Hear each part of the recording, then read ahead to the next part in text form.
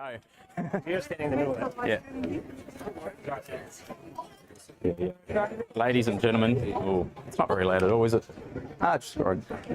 Just a quick reminder, we're just about to get this show on the road, ladies and gentlemen. Please just make sure your phones are set to silent or on mute, or if they need to be turned off if you don't know how to turn them onto mute. But yeah, just take a minute and then we're going to get going in just a second. There's not really anything else you need to know. Just please make sure you give the photographer right of way. So our photographers here are the ones that we want to get the really good shots because they've got cameras, not phones. So go for it and yeah, just don't get in their way, please. And we'll start this in just a moment.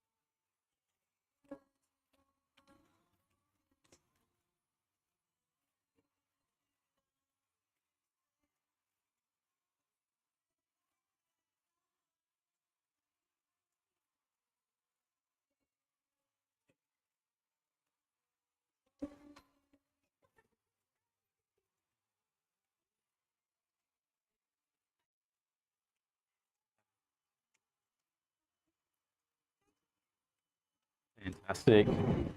Yeah. Well, good evening. Welcome to the wedding of Mark and Melanie.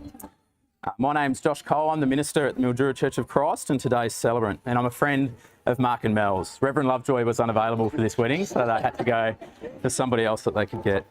But how good is it to be here today? What a ride it has been to get us here too.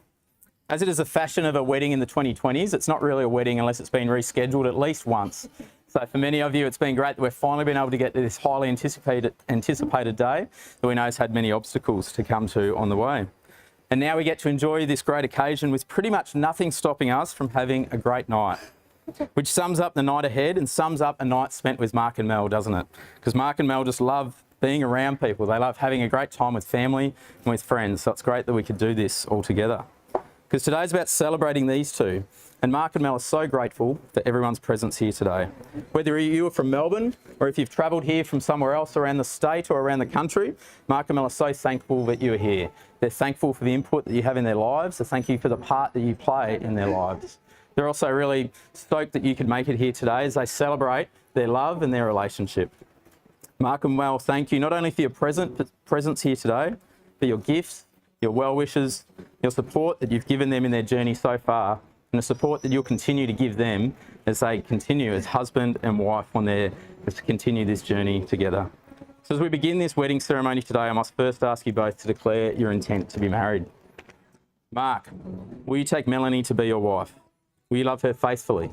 Will you comfort her, honour her and protect her, promising yourself to her so long as you both shall live? And Melanie, will you take Mark to be your husband? Will you love him faithfully, comfort him, honour him, protect him, honouring and promising yourself to him as long as you both shall live? Fantastic. We may be sick of hearing it, but it's only fitting today that in the wedding of Mark and Mel's, we reflect just a little bit on that word we hate mentioning nowadays, and we've heard it too many times before, but it's only fitting that we mention COVID for a brief second, because it's been such a big part of their story to get to this day, hasn't it?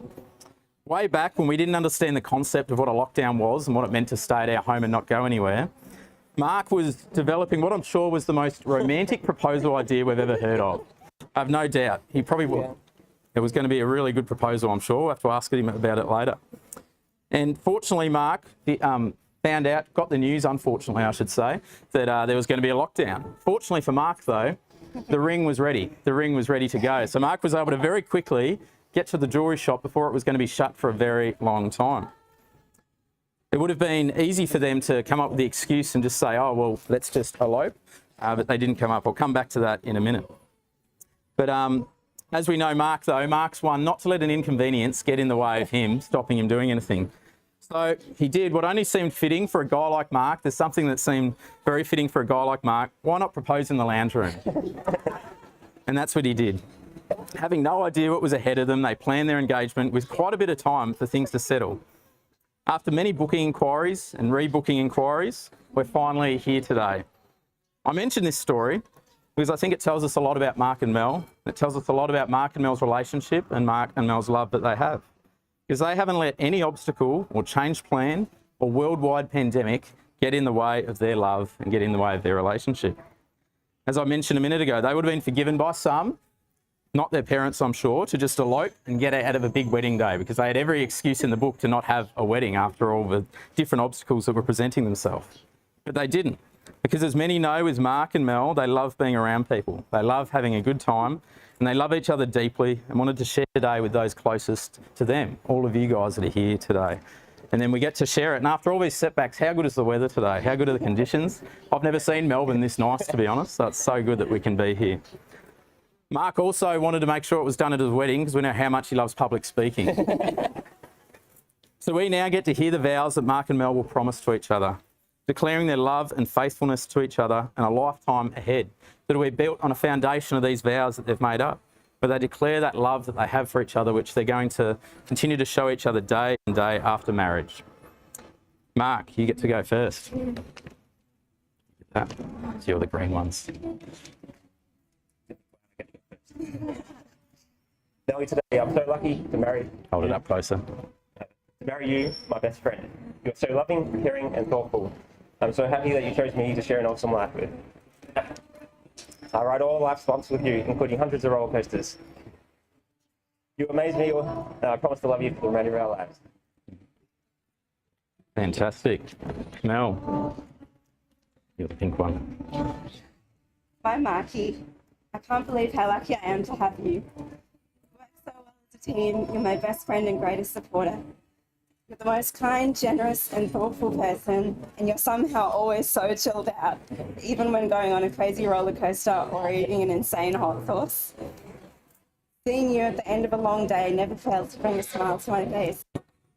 These years with you have been the best of my life, and I can't wait for many more adventures and holidays together. I love you, I love you, I love you. That's good. Better. How nice is that? Yeah, feel free to clap if you like. It's always nice to clap.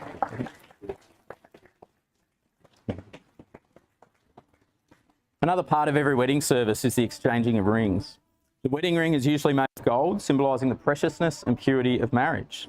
The wedding ring is also a circle because it symbolises as the love has no beginning and no end, and it shows their commitment that will continue for each other. Mark, will you now take Mel's ring and place it on her finger? And repeat after me. Melanie, Melanie, with this ring, with this ring, I wed you I wed you. and proclaim you to the world. Proclaim you to the world. The everlasting love and faithfulness The everlasting love and faithfulness. I promise you. I promise you. Melanie, will you take Mark's ring and place it on his finger? So Mark, Mark, with this ring, with this ring, I wed you I wed you and proclaim you to the world. and proclaim you to the world. The everlasting love and faithfulness The everlasting love and I faithfulness promise you. I promised you. Fantastic. Great. Well, Mark and Mel, by the promises you have made today, you have committed yourselves to each other in the joyous and sacred covenant of marriage. By the virtue of the authority that is mine as a minister of the gospel of Jesus Christ, I do now here pronounce you husband and wife. You may kiss the bride.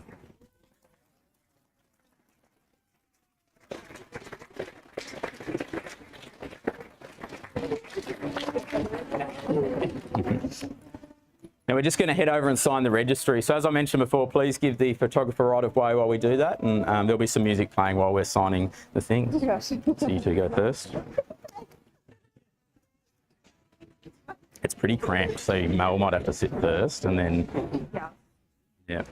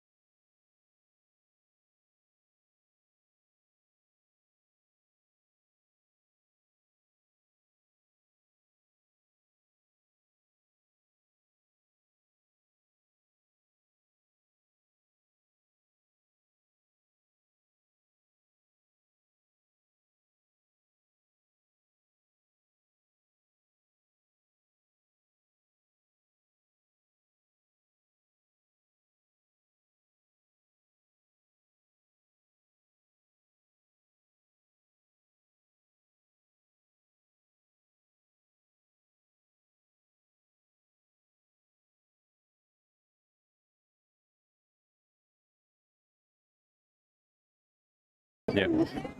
Family photos is after this, though, isn't it? Just, yeah. Yeah, they.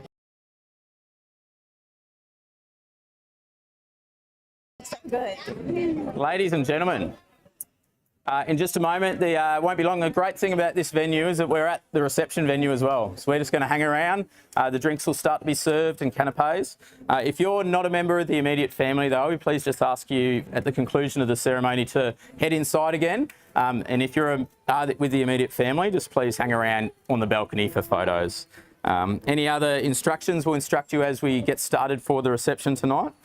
But ladies and gentlemen, it's my very real pleasure to introduce to you now, for the very first time as husband and wife, Mark and Melanie.